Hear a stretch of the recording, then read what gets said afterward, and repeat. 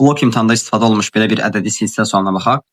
Sual bundan ibarətdir ki, 11, 12 və 13-cü ədədlərin cəmi 11 və 12-ci ədədlərin hansına bərabər olarsa, silsilənin ilk 21 həddinin cəmini tapaq.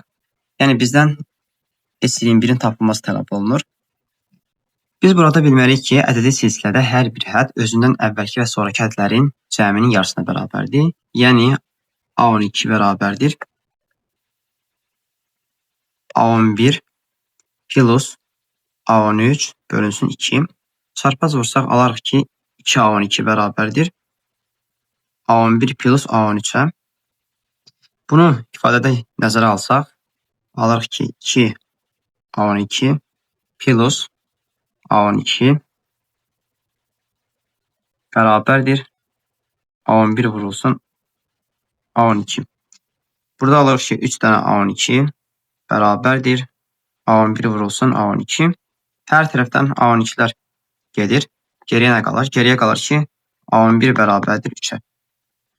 Və biz bundan istifadə edib ilk 21 həddinin cəmini tapacağıq. S21 nəyə bərabərdir?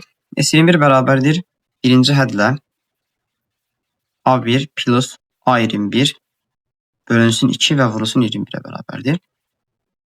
Burada A1 plus A22'ni, daha doğrusu A21 isə A11 ilə ifadə eləsək, indekslərə fikir versək, deməli, ədədi silsilədə bu bərabər olacaq nəyə?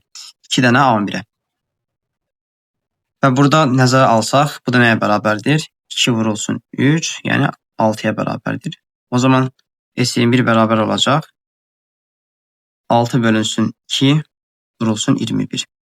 Bu da bərabərdir 3 vurulsun 21. Yeşil cavabımız olacaq 63. Yəni doğru cavabımız C variantı.